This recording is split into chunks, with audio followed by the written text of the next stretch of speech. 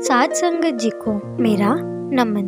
साथ संगत जी, आज की साखी में हम जानेंगे कि गुरु कोई भी बात का गलत आदेश नहीं देता है। अगर वो हमसे कुछ करने के लिए कहते हैं तो उसके पीछे ज़रूर कोई ना कोई कारण छिपा होता है, पर हम मनुष्य बुद्धि इस बात को समझ नहीं पाती है।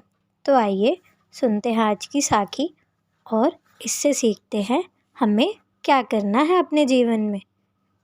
जब तीसरे गुरु अमरदास जी ने अपना उत्तराधिकारी चुनने का मन बनाया तो उनके शिष्यों में से बहुत से ऐसे थे जिन्हें विश्वास था कि शायद गुरु साहब उन पर दया करके उन्हें अपना अधिकारी नियुक्त कर देंगे। पर जैसा कि आमतौर पर ऐसी स्थिति में होता है, गुरु साहब ने सबको इम्तिहान की कसौटी पर रख दिया। हुक्म दिया कि अमुक मैदान में अपनी अपनी मिट्टी लाकर चबूतरे बनाओ। सेवकों ने चबूतरे बनाए। आपने कहा ये ठीक नहीं है, फिर बनाओ। लोगों ने फिर बनाए। आपने कहा ये भी ठीक नहीं है। लोगों ने तीसरी बार बनाए। आपने कहा यह जगह ठीक नहीं है, अपनी अपनी मिट्टी उस मैदान में ले जाओ और फिर बनाओ। लोगों ने फिर बनाए, लेकिन आपने पसंद ना किए। जब आपके सद्गुरु अंगद देव जी ने आपको अपना उत्तराधिकारी बनाया था तो उस समय आप काफ़ी बड़ी उम्र के थे। इस वक्त गुरु साहब लगभग 95 साल के थे। जब 4-5 बार इस तरह हुआ तो लोगों ने सोचा कि 70 साल के बाद आदमी की अकल कायम नहीं रहती। गुरु साहब जी की उम्र तो लगभग 95 साल है। सो यह सोचकर बहुत से लोग हट गए। जो लोग लगे रहे उनसे गुरु साहब चबूतरे बनवाते रहे और गिरवाते रहे। आखिर कब तक? एक एक करके सभी छोड़ गए। केवल एक रामदास जी रह गए जो चबूतरे बनाते और गुरु साहब के पसंद ना करने पर गिरा देते।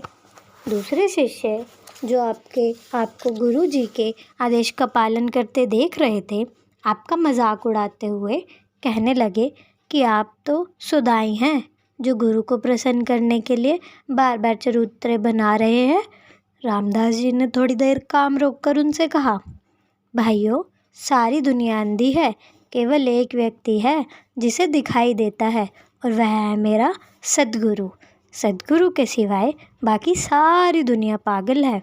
इस पर शिष्य कहने लगे कि आप और आपके गुरु दोनों ही अकल कायम नहीं है। रामदास जी रो पड़े और बोले कि आप मुझे चाहे जो मर्जी कह लो, लेकिन गुरु साहब को कुछ ना कहो, क्योंकि अगर गुरु साहब की अकल कायम नहीं तो किसी की भी अकल कायम नहीं है। गुरु साहब अगर इसी तरह सारी उम्र हुक्म देते रहेंगे तो रामदास सारी उम्र चबूतरे बनाता रहेगा। आपने खुशी खुशी 70 बार चबूतरे बनाए और 70 बार गिराए। इस पर गुरु अमरदास जी कहने लगे, रामदास, अब तुम भी चबूतरे बनाना छोड़ दो। मैं तुमसे बहुत प्रसन्न हूँ, क्योंकि एक तुम ही हो जिसने बिना कुछ कहे पूरे संपूर्ण से मेरा हुक्म माना है। गुरु साहब चबूतरे क्यों बनवाते और गिराते थे? केवल इसीलिए कि जिस हृदय में नाम रखना है और जहाँ से करोड़ों जीवों को फ़ायदा उठाना है, वह हृदय भी किसी काबिल होना चाहिए। रामदास जी का दृढ़ प्रेम देखकर आखिर गुरु अमरदास जी ने उनको अपनी छाती से लगा लिया और रूहानी दौलत से भरपूर कर दिया। तो देखा साथ संगत जी आपने कैसे सद्गुरु की किसी न किसी चीज़ के पीछे कोई ना कोई राज ज़रूर छुपा होता है।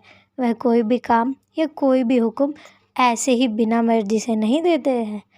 तो हमें भी रामदास जी गुरु जैसा प्रेम और विश्वास अपने मन में अपने सद्गुरु के लिए रखना चाहिए, जिससे हमारी ज़िंदगी का भी उद्देश्य पूरा हो और हम भी रूहानी दौलत को पा सकें। तो साथ संगत जी, आज की साखी बस यहीं तक। आगे की साखी सुनने के लिए चैनल को सब्सक्राइब करें और साखी को लाइक करें जी।